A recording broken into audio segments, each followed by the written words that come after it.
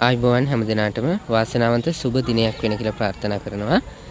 සුබ සාධක ප්‍රතිලාභ මණ්ඩලය විසින් අස්වැසුම ප්‍රතිලාභ හිමි පුද්ගලයන් වෙත 2025 ඔක්තෝබර් මාසයට අදාළව හිමි විය යුතු අස්වැසුම ප්‍රතිලාභ මුදල් ගිණුම්ගත වීම සම්බන්ධයෙන් විශේෂ ජනමාධ්‍ය නිවේදනයක් නිකුත් කරලා තිබෙනවා.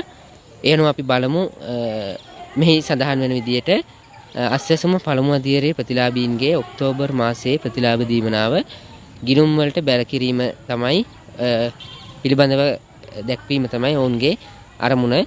ඒ අනුව ඔක්තෝබර් මාසේ 15 එනම් අද දින මෙන්න මේ අස්වැසුම පළමු අදියරේ ප්‍රතිලාභීන්ගේ ගිණුම් වලට බැර කරන බව සඳහන් වෙනවා. ඒ අනුව රුපියල් 11 බිලියන 223 මිලියන 8,750ක මුදලක්